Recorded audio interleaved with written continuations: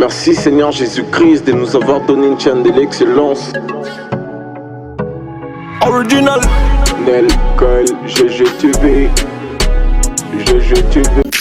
afutelaka mpa na biso na njili na quartier 3 mama oyo alakisanga nzela nzambe mama oyo apimelanga eloko te ngato bakolo pome na bandeko kuvanda na ndako ya mama lokwa mwana mama oyo mama na ndeko kolia na ndo bimisa ta 50 francs te na nga na bana nga ozomona to bando bimisa ni 50 francs mama ndo sela biso nyonso ata yana nga mwasi tseke na libala na bimala ndako ya mama oyo donc akoma la lemba jour akendaka to kenda na biso pe na kendaka na vanda na sala ba une semaine po nanga azande côté mazape na mama nanga na porter ba souvenir à malamu po na mama peu importe ya kena yebi à chaque fois banda ko loba na ngai le sambo efutaka nayebi ke peu importe ya ke le sambo efutanga efuta pe bana peu importe ya ke ngana bana tozaka famille de siya 5 to tika lokabwa na ta mukolo moko te e ya buto ya moi tozalaka ensemble na nzambe pe to kufa to ebake to sala malamu na si atango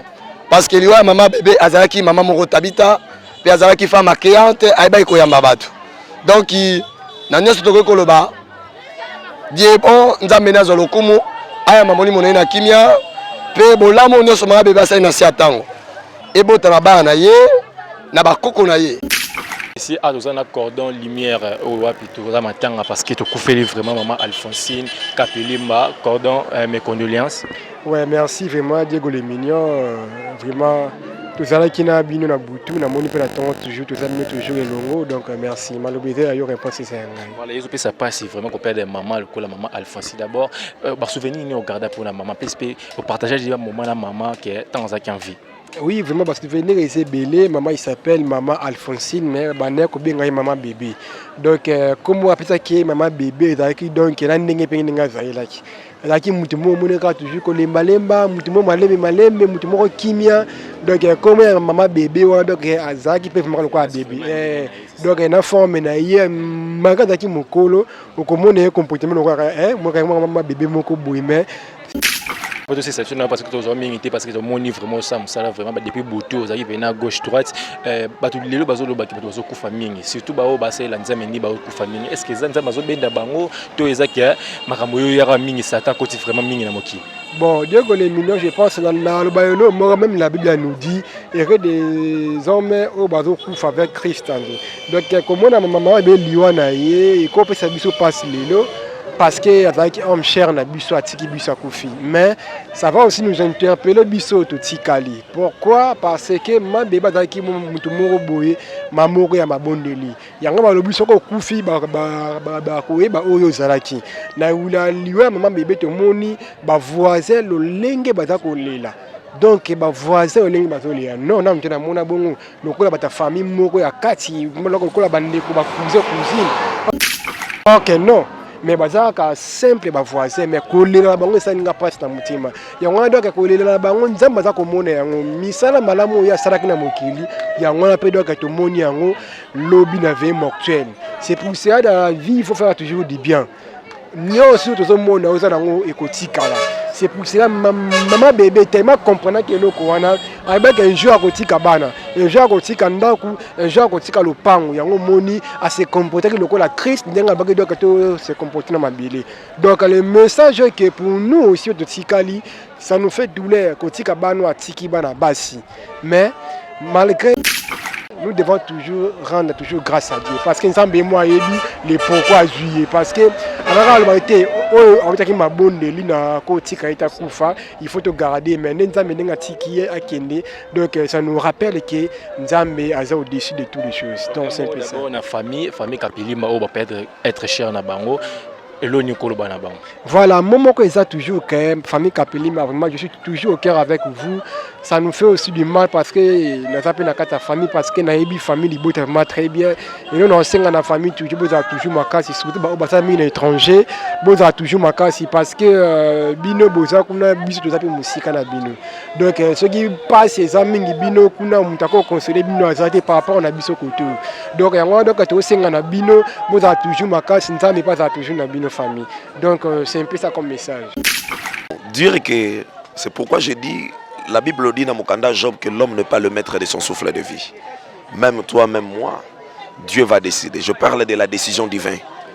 Le lundi, la maman était avec moi. Nous tous nous connaissons que papa est malade. Peut-être lui, au moins, peut-être avec l'état critique de Bigaouga Rosalate. Mais la chose a été tergiversée par le Seigneur. Moi, je pense peut-être Dieu a décidé, peut-être pour na banana basibakola. Peut-être Dieu a décidé, il y a plusieurs. La raison de la mort, c'est Dieu qui connaît. La raison de la mort, c'est Dieu qui connaît. On avait prophétisé, je suis son pasteur, j'ai prophétisé. Je parle, on a prédit des choses, divinement averties. Mais la Bible dit l'homme n'est pas le maître de son souffle de vie. Et la Bible dit dans Jacques, la vie d'une personne peut se disparaître comparable à un vent. Mais comment déclarer? Bon, mais tout cas casse. Hier, si on a parlé na hier, donc maïko zangati, donc maïko zangati. Mais tant on a eu sangoya mère adaye, na tunina na beli toni, ote des jours car la maladie a koufi ah. Bon, na bien ça on kana Zambie. Voilà, mesdames et messieurs, fidèles internautes, Takibino, Torozala, Lelo présent, Awa, na morgue, il y a Bondeko, Sika, Bachagi, Maman Nabiso, Alphonsine, Kapilimba, Lelo, vraiment, Toran, le dernier hommage à Maman Nabiso. Il y a tout ça qui n'a fait, moi, tout ça, puis tout le monde est couronné, Bayemba, Sika, Bandeko, Balelaki. Mais Lelo, pour moi, à travers l'image à Jérémy Mboma, levé du corps, il y a Maman Nabiso, Alphonsine, Tina, cimetière, et Sika, Wapi. Mesdames et messieurs fidèles internautes, restez toujours branchés dans l'émission. Vraiment, mesdames et messieurs fidèles internautes, encore une fois, mes condoléances à la famille Kapeli Mombimba, précisément à maman Nabiso, Nelika Boss Nabiso. Merci à ma caméra, j'aime proche, Mboma. Merci à mon corridor Lumière Mboma, Tolanda. Vous vous retrouvez tout juste après. Tolanda.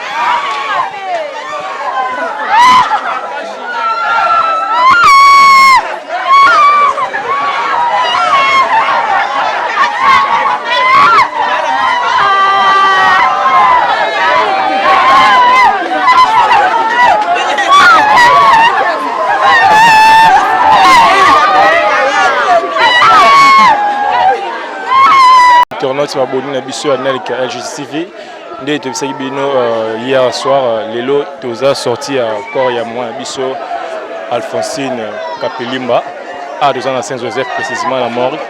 Nous, ils ont participé vraiment. Ils ont lancé en rare famille, vraiment forte, vraiment forte. Toute la famille Kapelimba, vraiment forte. Parce que ça va passer, pour perdre une sœur comme maman Bisso Alphonsine. Ils ont vraiment passé. Nous, ils ont vraiment maman, nous avons une grande sœur, nous avons une cantine, c'est une marque. Il y a une destination vraiment un morgue et le cimetière sorti à la cercle. On a vraiment ils ont participé vraiment, ils ont participé moi. Nous avons travaillé l'image, j'ai un proche, j'ai un Mboma, dans mon corps de lumière, nous avons cercle vraiment en ambulance, destination des moments, on a travaillé l'image du cimetière. Mesdames et messieurs, ça vraiment passé, vraiment passé. Et là, c'est une famille, la famille est toujours forte. Maman Nelka, ils sont la forte, la famille est la forte. C'est pas si bien. Voilà, il faut que ça passe, il faut que ça vraiment passe. Tout ça toujours. Voilà, moi, la machine, désolé là. On a appelé ça vraiment passe. Vraiment la maman Alphonsine aussi. Ça fait vraiment mal pour perdre la maman à âge haut. Toyebi que eza situation moko eza très bien. tozala makasi totika nzela ezala malamu. Amen. Toyebi que la manière des hommes pour nous maîtriser bino c'est très difficile. Mais on a voulu faire tout ça parce que il faut mon accord ya maman na bango. Bamo nango quand même. Alors Bible zolo bana circonstance nyon soto pe sans de merci. Nzamba sungi magamnyo soleki malam. To komi pe awa na momo tozo kende kotika accord ya maman bébé et kende pe malam. Yangwana tozo sala prière ya de part. Et puis bandeko ba ozwa bana ba oleksa bana parce que kuna tant to sambela poto poser corps. Maramsu to lobito sala ngwate parce que za morgue. Amen. Bandeko musufu ba bimise bembe tout ça. Yango wana to sambeli Zambé merci. Bible zoloba que je bénirai ton départ ainsi que ton arrivée. Zambé nguya nyonso oya accident o nyonso ya ba incompréhension. Mama bébé azanganga ki cité po mituke baluka na nzela. Mama bébé asaila ki solo kate po bato bakufa nzambe. Mais Bible zoloba que les anges campent autour de celui qui craint le Seigneur. Zamba alliance toko kende pe toko koma. Nzambe nyonso koleka na kimia na kombo na Yesu tolobi amen. Famille lobi boye pona bandeko mususu o bakozala na moyen ya kokota na bisite bakozonga na salle. Po biso nyonso moyen to kende ezat. Ba préparer fête, ba préparer bembete. Soko za na moyen au moni kozwa moto, okozwa mutu ko kena nécropole, gloire à Jésus. Mais na possibilité na biso ya famille babiso mi baleza dispo ezali bana na famille na quelques personnes. Donc bazui bana voilà, on a toujours la prière, il y a pasteur, toujours on a pu manquer que communiquer avec Sibiso et ça l'a vraiment passé. On a déjà ambulance aussi. Voilà, nous avons un travail par image, il y a déjà un projet nous avons déjà ambulance, ils ont petit départ déjà au Kenya. Ils ont se diriger déjà vers Nécropole. Nécropole déjà on a vraiment ça a bien passé.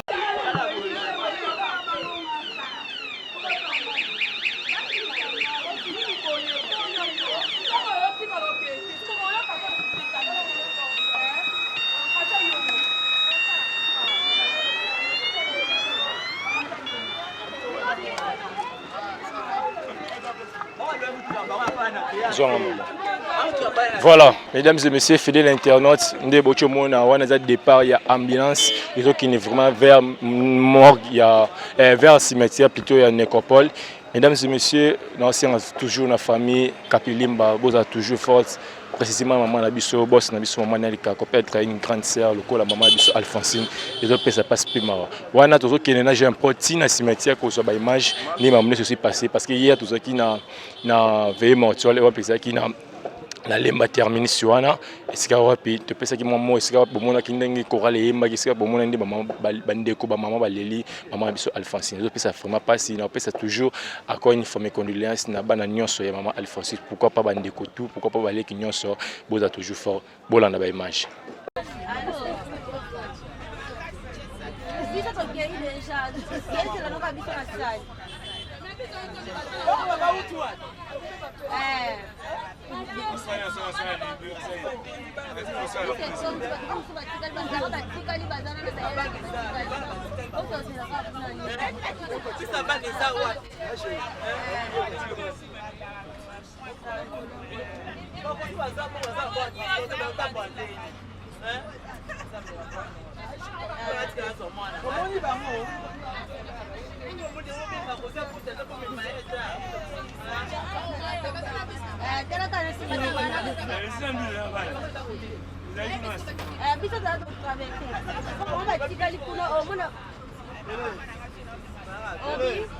C'est bon.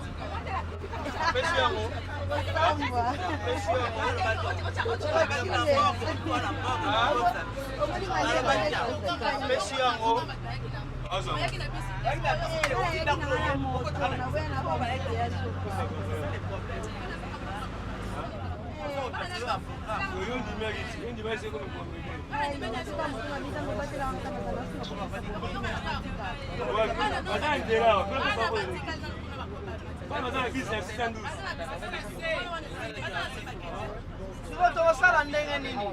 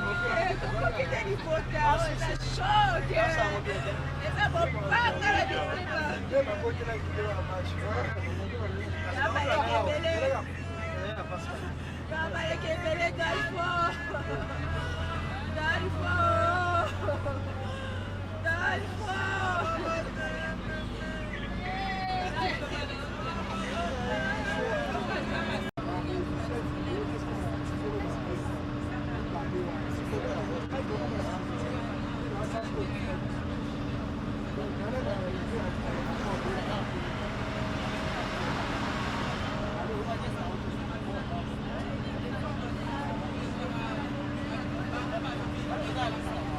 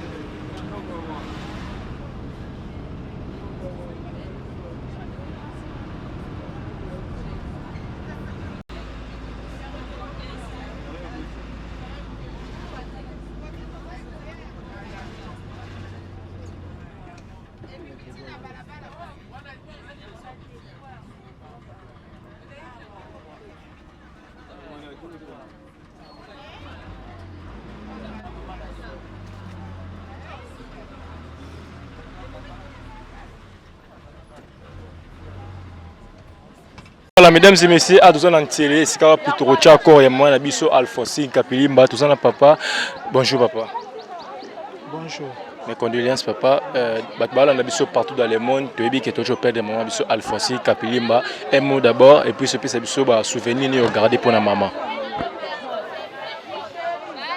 Bon, avec yaya mo malamu, mais mutumoko alinge batu mingi. Mutaboboto, bon. Mutabolingo. Bon, za paspension so sengika don Zambie mbaka bomwene akene malamu. Zambie pese kimia nambokana. Merci papa. Voilà, mesdames et messieurs, fidèles internautes, baboni na biso sur Nelika LGG, boyebi ki tout ça matanga, maman na biso Nelika kufela ki grande sœur na kombo ya Alphonsine Kapilima, esika wapi toza awa na ba maman toza na bandeko, esika wapi vraiment toye awa na cimetière ya Ntsele hormis nécropole de l'éternité de Ntsele Bambou, esika wapi tokotia ko maman na biso, j'aime prendre dans des images ndenge esika wapi tokotia maman na biso. Et puis ça vraiment pas si moi Alphonsine vraiment tout le monde maman ma question maman excusez bonjour tu dis que tu confie maman Alphonsine d'abord se présenter et puis c'est sur souvenir nous regarder pour la maman.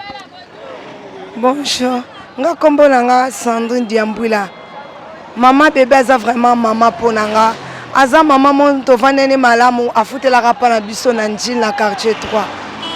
Maman alaksanga nzela nzambe maman apimelanga eloko te ngato bakolo pomela bande kuvana ndako ya maman lokwa mwana maman maman na ndeko lia na ndobi misata 50 francs te nanga na bana nga ozomona to bando bimisa ni 50 francs maman ando sela biso nyonso ata yana nga mwasi tseke na libala na bimala ndako ya maman donc akoma la lemba jour akendaka to kenda na biso pe na kendaka na vana na sala ba une semaine po nanga azande côté masape na maman nanga na porter ba souvenir à malam pour na maman peu importe ya kena yebi à chaque fois bande ko loba nanga le sambo futaka nayebi ke peu importe ya ke le sambo e futanga e futa pe bana peu importe ya ke ngala bana tozaka famille de siya 5 to tika lo kabona ta mukolo morote e ya buto ya moi tozalaka ensemble na nzambe.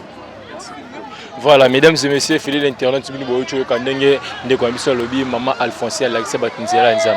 Voilà, Tokota, Neko, Naïti Sozana a mot à dire, tu as dit que tu as fait de maman Alphonsine, les lunes jours, wapi, tu as fait un cimetière, un mot à plus de souvenir ni regarder pour la maman.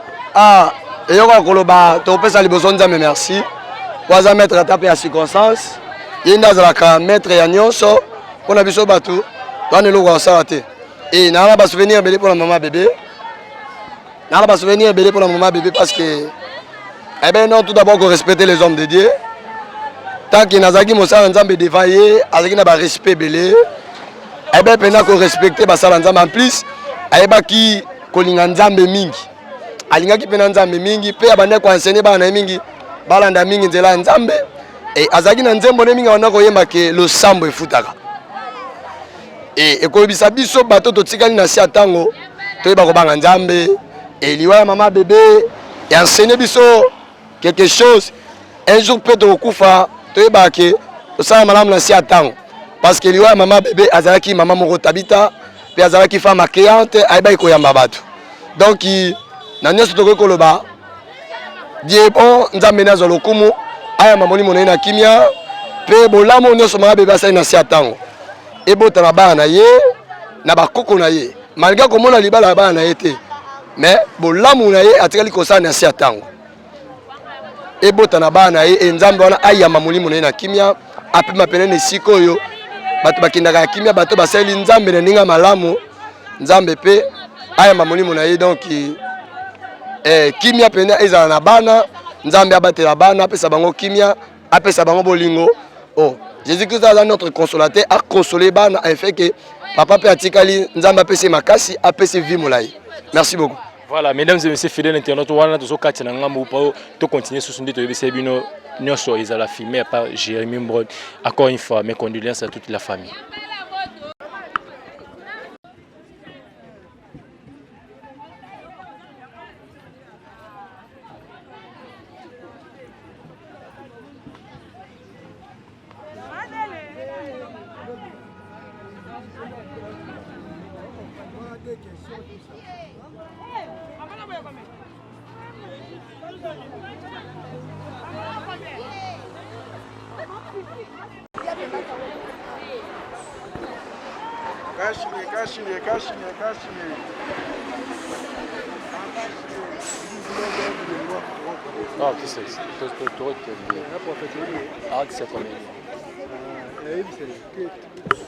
Ah, tu sais, c'est des mots pour maman. De ces bino maman, Aza maman sans frontières, Aza qui n'a pas tout bien à tous un artiste comédie. C'est quand plutôt retourner ma question. Nabiso biso tu que maman Alphonsine, artiste Nabiso vraiment tous un artiste Nabiso.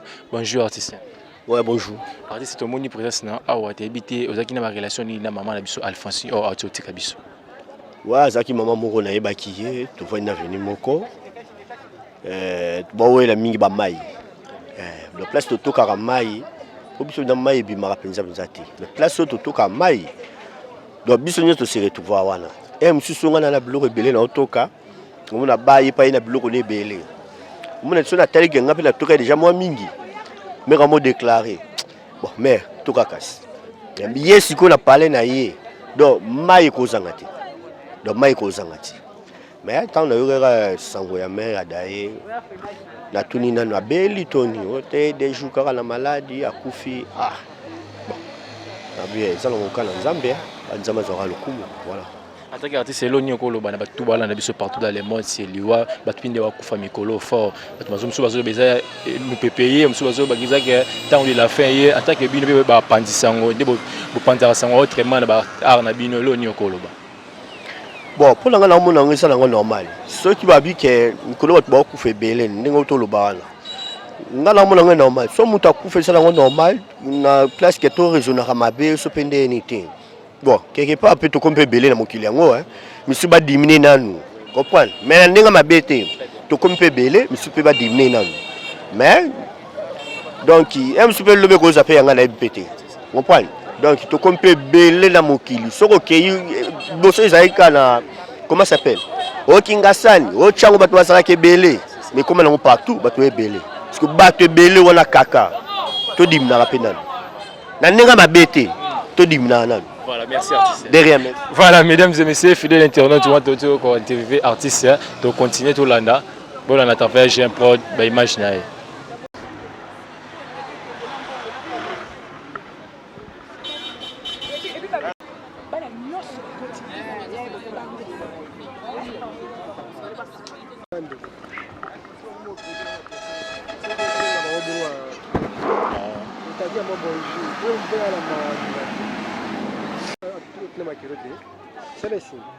J'aime.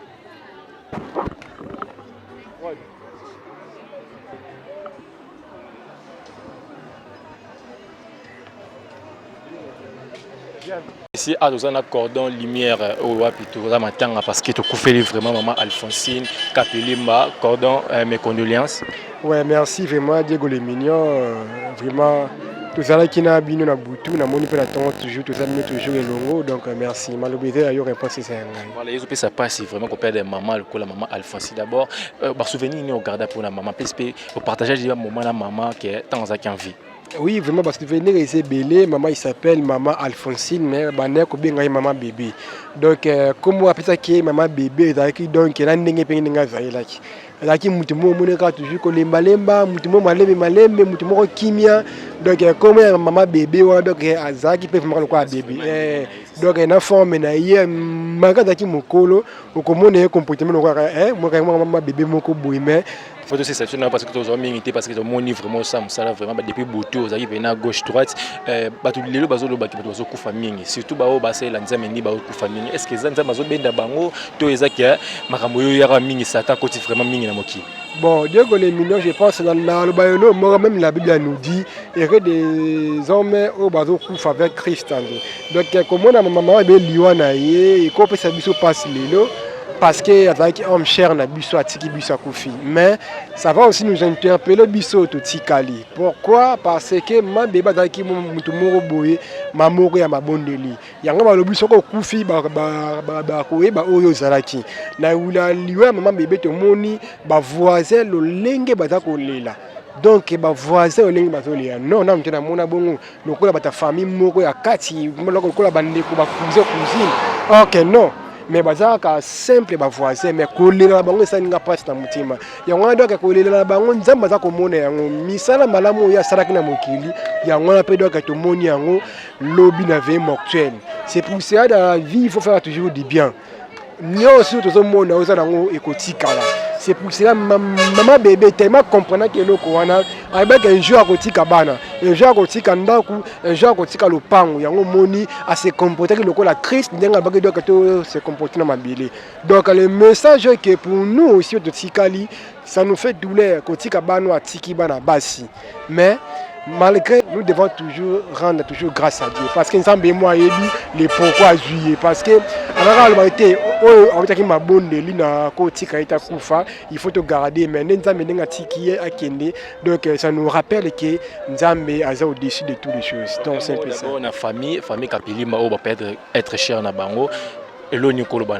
Voilà, moment que ça toujours quand même, famille Kapelimba, vraiment je suis toujours au cœur avec vous. Ça nous fait aussi du mal parce que nous avons ta famille parce que nous famille libre vraiment très bien. Et nous enseignons à la famille toujours toujours ma casse surtout aux amis étrangers, boza toujours ma casse parce que bino boza kuna biso toza pe musika na bino. Donc ce qui passe ces amis bino kuna mutako conseiller bino azate par rapport na biso côté. Donc yango donc to senga na bino boza toujours ma casse nzambe pas toujours na bino famille. Donc c'est un peu ça comme message. Voilà, encore une fois, mes sincères condoléances à la famille de Kapelimba, tous les qui avec vous, équipe Mobimaya, Tokundola, et c'est Pitoé, à tous les images à travers J'aime Pro, ma caméra. Merci Cordon Lumière. Ok, merci Diego les mignons. Je pense à Moussa Malamou. Toujours un bon boulot, bon continuer madame. Merci. Voilà, on a au moins à travers l'image J'aime Pro, Nassima, déjà Escawa, Pito Rocha, Corée, Maman Nabiso, Maman Alphonsine, Kapelimba, Escawa, Pito Sophie, Passi, Tala Batunde, Baye cimetière, vraiment. Ils ont Ndambu, Yango Fotambo la bien à Mokili, pour jouer pour Koufotbali là-haut, nous n'avons pas Mamoli Mono la Kimia, Tolanda. TV pe bande ko ba pesa point de vue na bango ko procédure liwa maman yo ça passer à tozana pasteur bonjour. Bonjour. Mes condoléances. Merci. Pasteur un mot d'abord to moni au pesa qui message fort na morgue pour na liwa maman un mot d'abord bat balanda biso partout dans le monde que maman albela ki ata mo ki directement kufi ba te belé pe besoin interpréter ba msusu pe ça la bango douleur en tant que pasteur lo nyoko loba. Bon. D'abord la mort c'est le chemin de tout le monde. C'est que nous devons retenir. La maman qui est partie, c'est une servante de l'Éternel. Alors je pense qu'à ce qui concerne la mort, c'est Dieu qui décide. Même les hommes de Dieu meurent, même le musicien chrétien, tout le monde peut mourir comme c'est ton destin. Mais ce qui est vrai, la mort, c'est une interpellation. Comme j'avais prêché hier dans la salle, la mort, c'est une interpellation. Pourquoi? Parce que David a dit, je m'en vais par le chemin de tout le monde. Donc si c'était pour la prière, peut-être elle n'allait pas mourir. Parce que c'est une servante de l'Éternel.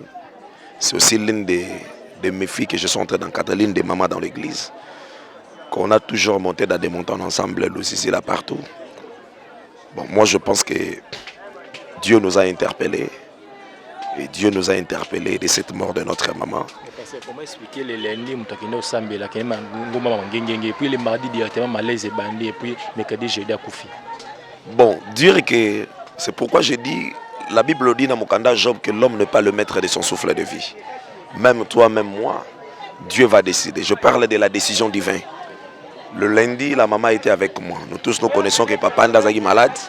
Peut-être lui, au moins, peut-être avec l'état critique de Bigaouga Rosalate. Mais la chose a été tergiversée par le Seigneur. Moi, je pense peut-être Dieu a décidé, peut-être pour na banana basibakola. Peut-être Dieu a décidé, il y a plusieurs. La raison de la mort, c'est Dieu qui connaît. La raison de la mort, c'est Dieu qui connaît. On avait prophétisé, je suis son pasteur, j'ai prophétisé, je parle, on a prédit des choses, divinement averties. Mais la Bible dit, l'homme n'est pas le maître de son souffle de vie. Et la Bible dit dans Jacques, la vie d'une personne peut se disparaître comparable à un vent. Et puis Bible se Jacques a si Dieu le veut. Donc si Dieu le veut, en fait, à la manière des hommes, parce qu'on a fêté la Pâque avec elle à la maison. Moi, je mangeais le jour de la Pâque, c'est elle qui m'a donné de l'argent. Dans ma maison, à Lembawana, elle était venue me rendre visite. Après les kilts, avant Argenota, la moine et jeûnement. Le lundi, j'ai donné le programme parce qu'on devait entamer le programme de 21 jours. C'est ce que nous sommes en train de faire pour le moment en Ngomba. Et puis sur ce, Dieu a décidé. Je pense, lobby, même dans les écrits, dans le cimetière, il y a des écrits au Baloba, comment ils étaient comme nous, ils vivaient comme nous, ils parlaient comme nous, mais maintenant ils sont devenus des morts. C'est pourquoi je dis la mort, c'est une interpellation. Que ce soit dans les cas positifs ou négatifs, c'est une interpellation. C'est un mot pour les enfants et la famille parce que c'est inconsolable. Les enfants, là, nous sommes dans la grande consolation. On va consoler les enfants parce que c'est Batika Libana, mais tu vois, la famille, c'est inconsolable. Donc on est là pour eux. Je sais qu'avec le Seigneur, la Bible dit c'est Dieu qui donne la force.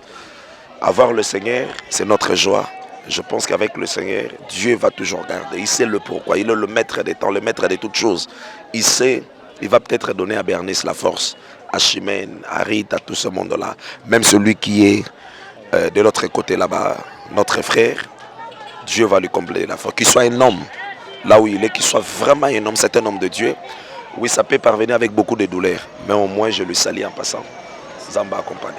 Voilà, mesdames et messieurs, on a voulu passer à ces messages. Vraiment, et choquant avant qu'il ait interpellé un message à pasteur. Alors, c'est très important sur l'Iwaya maman. Nous avons tapé ça, nous avons tapé ça. Nous avons coupé, nous avons biso, nous avons coupé, nous avons biso. Mais les gens coupé. Au bout de tout, ils peuvent interpeller biso, surtout la famille. Bana bozala toujours na makasi. Bolanda.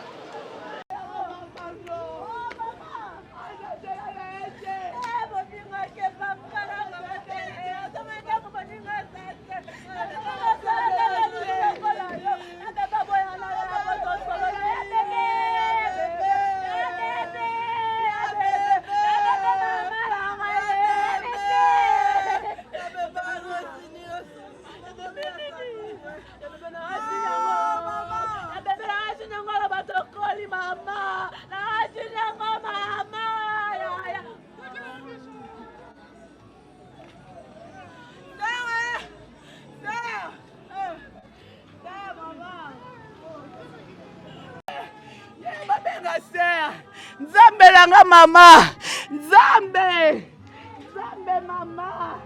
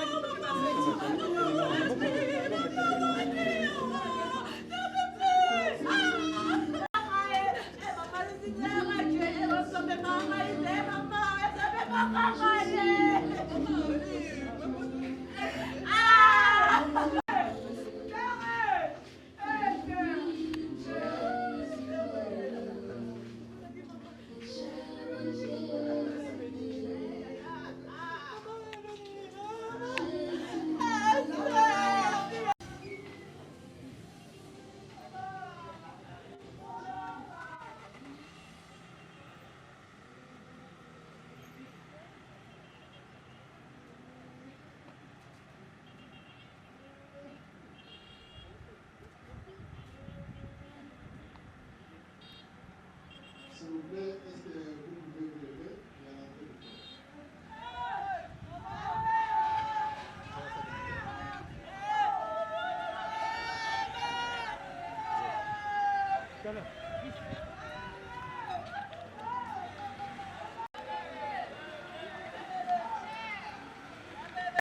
Voilà, mesdames et messieurs, vous avez constaté, on est entré à Corbière, à un cimetière, il y a une télé, nécropole, ça l'a vraiment passé. C'est qui bien à travers, mais moi j'ai un proche, même bon moi, tu reçois, parce que le fêter n'a pas fêter puis les là n'a pas les là. Biso et puis les biso, tu as perdu maman, biso, Alphonsine Kapilimba, toujours les là vraiment. Nabi qui est partout dans le monde pour les là biso parce que c'est la peine à tout ça là car tant que tu matin à football les là biso. On a entré à Corbière, na quartier à Nécropole, à Ouattouza vraiment nécropole Nancelia vraiment et ça l'a vraiment passé. Vraiment participé, mesdames et messieurs fidèles internautes. Abonnez-vous sur la chaîne GG.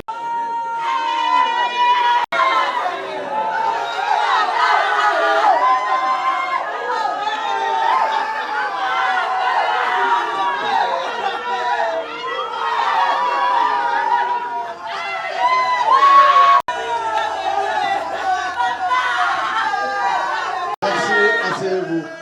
Asseyez-vous. Asseyez-vous.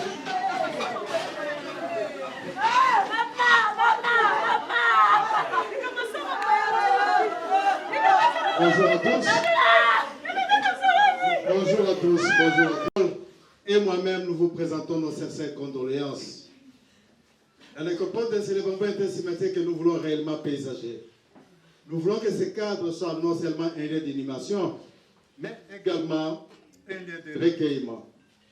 Un lieu où, lorsque certains d'entre vous reviendront pour se recueillir et pourquoi pas pour réfléchir la tombe de Maman Tabou Kapilimba Alphonsine, que nous portons en terre ce jour à l'âge de 60 ans. Et ce sont en harmonie avec la nature. Nous vous signifions qu'au bout du bâtiment administratif sont disposées nos installations sanitaires. Quelques règles s'appliquent également à notre cimetière, notamment, nous vous prions d'éteindre vos téléphones ou de les mettre en mode silencieux pour éviter toute interférence sonore et pour le maintien de la quiétude requise en ce moment. Des poubelles sont disposées un peu partout sur les... Il est interdit de monter. Nous acceptons que des fleurs naturelles dans les caveaux. Il est également interdit de fumer dans l'enceinte du cimetière. Il n'est pas permis d'ouvrir les cercueils ici au cimetière. J'ai écrit ton nom sur le sable, mais la vague l'a effacé. J'ai gravé ton nom sur un arbre, mais l'écorce est tombée. J'ai incrusté ton nom dans les marbres, mais la pierre a cassé. J'ai enfin gravé ton nom dans mon cœur, le temps l'a gardé. Vous êtes certainement fatigué, exténué après 11 jours de deuil, 11 jours de douleur, de peine, et je ne voudrais pas abuser de votre temps. Souffrez toutefois qu'au nom de toute l'équipe de la nécropole de l'éternité, je prononce ces petits mots de circonstance. Un mot très bref pour vous remercier de la confiance que vous nous témoignez. Un petit mot pour vous présenter à vous tous, parents, frères, sœurs, amis et connaissances de Maman Tabou Kapilimba Alphonsine, qui avait tenu à l'accompagner jusqu'à sa dernière demeure. Nos condoléances. Les condoléances de toute l'équipe de la nécropole de l'éternité de Célébambou à travers ma personne. Ces petits mots, c'est également et surtout pour vous réconforter. Car avec Maman Alphonsine, vous avez fait tant de choses ensemble. Avec elle, que vous appelez affectueusement ma bébé, vous avez mangé, vous avez bu, vous avez partagé les soucis et les travaux quotidiens avec ma bébé. Vous avez sans doute partagé tant de projets et tant d'espoir. Il y a tant de choses que vous auriez voulu faire encore ensemble. Aujourd'hui, comme un mur, la main ensemble, vous séparer. Tout semble s'arrêter. Et ce n'est plus ensemble que vous allez réaliser vos projets. Mais au-delà de ces sentiments d'abandon et d'injustice, vous garderez certainement de Maman Tabou Kapilimba des choses plus fortes. Vous garderez notamment de Maman Bébé que notre maman était généreuse, accueillante, très sociale. Notre maman était serviable, non conflictuelle. Maman Bébé était une maman souriante. Et notre maman nous donnait aussi de bons conseils au moment où on en avait besoin. Et votre présence ici aujourd'hui en ce lieu est la preuve que vos souvenirs ne sont pas écrits sur le sable, car la vague les effacerait. Que le nom de Maman Tabou n'est pas écrit sur un arbre, car les torses pourraient tomber. Que le nom de Maman Tabou Alphonsine n'est pas écrit dans les marbres, car la pierre pourrait casser. Mais le nom de Maman Bébé et tous les souvenirs partagés sont enfouis dans vos cœurs. Au plus profond de vous, là où aucun vent violent soit-il ne pourra les balayer. Et là où le temps les gardera à jamais. Votre présence ici, c'est seulement pour dire merci. Merci à Maman Bébé pour tous ces moments vécus ensemble. Aujourd'hui, vous venez tous dire au revoir. Au revoir Maman Bébé. Au revoir Maman, car elle nous a précédés à l'au-delà. Après ce jour fictueux, au revoir Maman Bébé. Notez désormais que ce n'est plus au numéro 22 bis de l'avenue Fidi, quartier Mole, commune de Lemba, que vous irez chercher encore Maman Bébé. Mais reposera désormais à la nécropole de l'éternité de Célébambou, au numéro 8 du quartier La Rédemption, zone 2. C'est donc ici que nous vous invitons à revenir régulièrement. Et non pas seulement le 1er août, journée dédiée aux morts, pour perpétuer sa mémoire, pour entretenir sa tombe et pourquoi pas pour la reflérir. Une fois de plus, nos équipes et moi-même, nous vous présentons nos sincères condoléances. Nous allons à présent inviter notre équipe d'animation à nous conduire en procession vers la dernière de Maman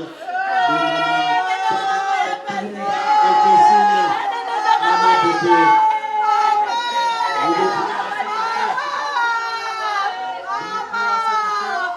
Informé, dérangé.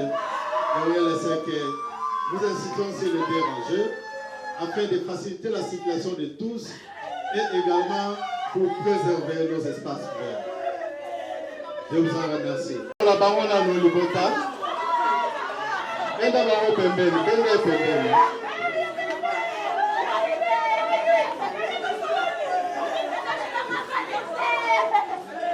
Je ne sais pas si maman me hein.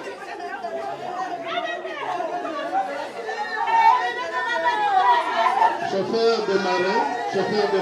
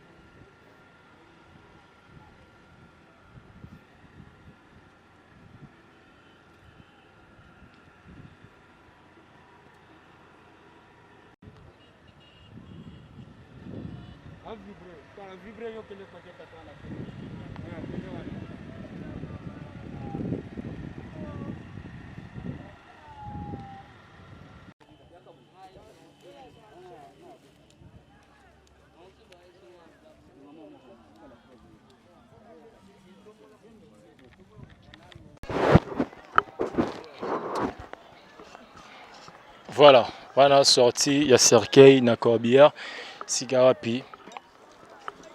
Bah Jean oyo approprié pour na musala yango Parmi ma diage, c'est à Kendi, vous avez une image.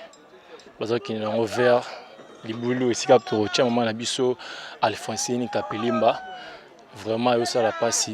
Je ne cesserai de le dire, et ça la vraiment passe parce que maman a confié à Tiki Lilobaté, Liwa mon brisque, c'est Liwa Wanande, ça la passe. Vraiment, vous avez déjà besoin de maman déjà dans les boulots. Vraiment, ça la vraiment passe ma casse. On a besoin de moi, c'est vraiment inconsolable. C'est normal qu'on peut être maman à âge oyo, et ça la vraiment passe. Pardon. Voilà, tout le monde a payé. Famille, connaissance, puis ça la Alphonsine Kapelimba.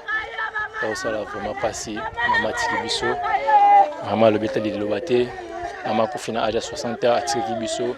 Depuis le 30 avril, nous avons des pasteurs à l'Obé, maman qui est juste dans Ngomba. Après,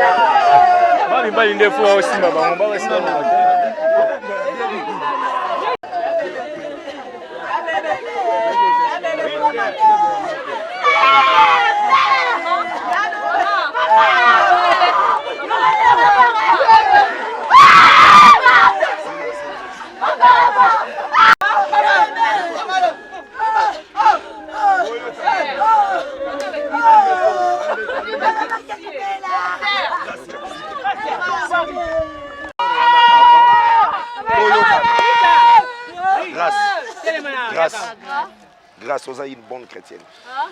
Toyoka, Molimo ma mère Anakinia. Ma fille Esther.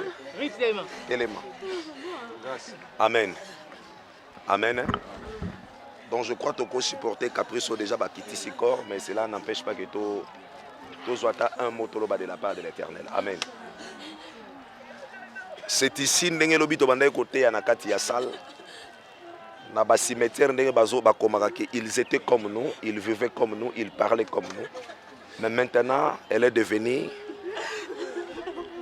une personne mortelle. Donc maman bébé ndenge ba pesi déjà na discours qu'on a désormais adresse naé définitif oya komi yango. Amen amen. Job azoloba, pardon s'il te plaît. Job azoloba, l'homme n'est pas le maître de son souffle de vie. To komi na bishika oyo. Tolingi quand même to pe sans ambe merci. Ce sont des très bons moments où biso batu to tikali. Donc tozota la maman bébé a tikali na kesi à 1m75 à tikimbetu. Donc c'est un très bon moment où yo nanga tozaka na réflexion. D'ailleurs toloba yilobi na lité ya que désormais CV koti na famille abana. Il y a 1 minute de silence. Amen amen. Alors na makambo nyonso esengeli to kumi sans ambe. Jacques azoloba quelque part na Bible lobi soko zo pesa moninga elaka kolobaka te ke lobi na tongo tokoya to lobaka si Dieu le veut. O retenir eloko oyo. Soko zo pesa mutu promesse na téléphone kolobaka ne lobi te loba si Dieu le veut. Parce que lobi pe na tongo koko la mukate. Amen amen. La ligne to sambela nzambe pendant 1 minute. Alléluia, alléluia. Alléluia. Alléluia. Oh merci Jésus. Merci. Gloire à l'agneau. Oh gloire à l'agneau. Alléluia. Père éternel, totomboli yo Nzambe. Bible zoloba yo muto pesaka pe yo muto zwaka. Pesaki biso ser bébé, mama pona bato mususu. Mama kulutu pona bato mususu, koko pona ba mususu. Leki pona ba mususu, tata mwasi pona ba mususu. To pamboli yo na circonstance ekomi. Tozana eloko woloba te Nzambe. Parce que Bible zoloba na circonstance nyonso. Esengeli to kumisa Nzambe. Tango muto abota bayebaka mokolo, me bayebaka mokolo okufa te. Na circonstance obiso bana Nzambe to tomboli yo nkolo. Toloba nini? David alobi na Salomon, mon fils, je m'en vais par le chemin de tout le monde. Mais toi, sois sage, sois sobre afin que tu prépares ton chemin. La seule chose que David avait donnée à son fils Salomon, tambola malam. Et Nzambe na moma oyo, to pesio merci, to pambolio na circonstance. Muto salama mabele, a ozonga pe mabele. Et na mabele lelo, ser bebe azozonga. To pambolio na circonstance o ekomi. Bondi sa libota ya mama bébé. Parce que ba perdre ndeko na bango moko. Bondi sa ba nièce, ba neveu, ba cousin. Bondi sa pe libota ya mobali na ye parce que ba perdre mwasi na bango, mama ya bana na bango. Et bondi sa pe mwana na ye ya mobali bisika zakuna. Nzamba zolela batu bazate. Soko permette ki alinga komona te bemba mama na ye. Bondi sape bawe ya basi bazali awa. Elongo bazala liboke. Unité ezala Nzambe. Topamboli yo na kombo na Yesu Masiya nde tolobi amen. Toyebi te soki balobaka makambo soki famille bakozala na mot à dire. Je sais pas ba frère ezali. Soki bakobwaka après to clôturer ngo pe na prière et s'il est OK. Badali ya bato boni atate mes places.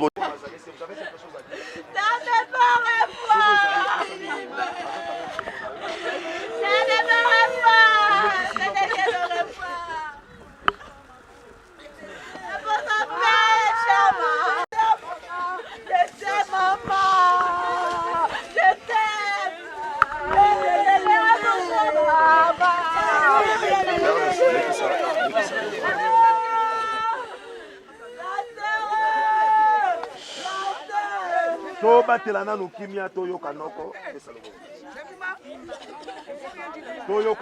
soko azana eloko koloba tolanda yango ya le micro tu peux avancer la presse. Non, pas le micro.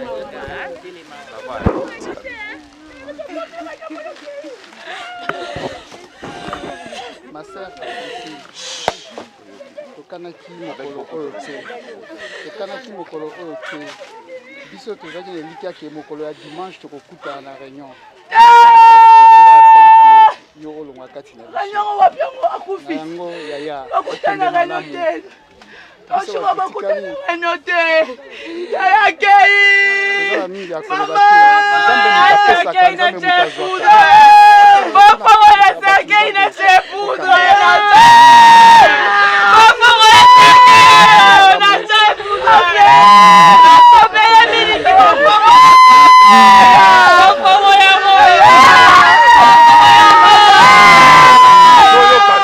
Toyokana s'il te plaît. Toyokana s'il te plaît. Toyokana s'il te plaît. Noko alobi bana bakoko loba likambo te mais soki bazana ba fleur na bango bakoko bwa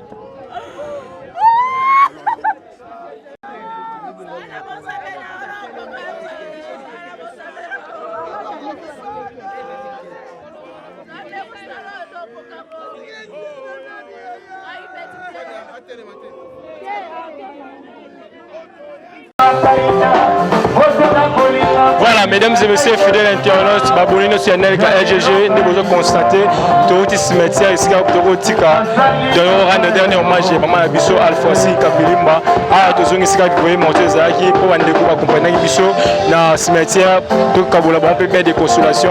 Mesdames et messieurs, merci parce que vous avez Abisso du début jusqu'à la fin, vous avez Abisso, la veille mortuaire, dans le cimetière, merci partout dans le monde, vous avez continué, vous avez Abisso branché, mesdames et messieurs, fidèles internautes. Ngana pesaka eloko moko nzambe mutu azwaka nzambe mutu apesaka nzambe mutu azwaka apesaki biso mama Alphonsine azwi biso mama Alphonsine toza toujours makasi tokutani mbala koya merci na ozalaki na nsima caméra merci na équipe mobimba ya tokulula surtout chaîne na biso na LGG pour vous s'abonner merci na ozalaki na nsima caméra cher bon Jérémy Mouma merci na mon cordon Linia Mboma merci na maman Nelika courage toujours nzambe mutu ayebi pourquoi azwi mama biso Alphonsine pourquoi azwi tradition tokutani mbala koya ciao.